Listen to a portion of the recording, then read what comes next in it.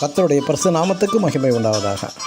இந்த அதிகாலை வேளையில் இன்று நாம் தியானத்துக்கு எடுத்துக்கொள்ள இருக்கிறதான வேத வசனம் 1 பேதுரு 2:4 மனுஷரால் தள்ளப்பட்டதாயினும் தேவனால் தெரிந்து கொள்ளப்பட்டதும். ஆமென்.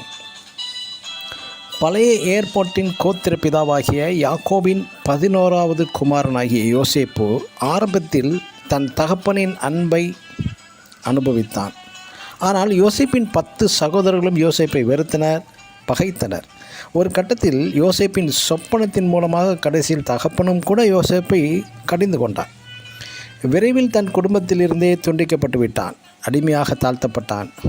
திடீரென்று போத்திபார் வீட்டில் உயர்த்தப்பட்டது போல் தோன்றி மறுபடியும் தாழ்த்தப்பட்டு போய்விட்டான். ஆனால் முடிவில் தேவன் யோசேப்பை பார்வோனுக்கு அடுத்ததாக உயர்த்தி தெரிந்து கொண்டார்.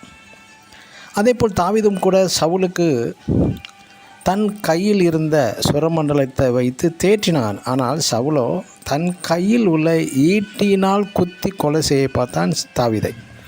மற்றும் தாவீது தன் குடும்ப சகோதரர்கள் மூலம் ஒதுக்கப்பட்டு தாழ்த்தப்பட்டான். ஆனால் தேவன் தாவீதை சமஸ்த இஸ்ரவேலுக்கும் ராஜாவாக தெரிந்து கொண்டார். மற்றும் நாம் அன்னாளை குறித்து தியானித்தால் 1 சாமுவேல் 1:5 கூட கர்த்தரே அவளது கற்பத்தை அடைத்ததாக நாம் வாசிக்கிறோம்.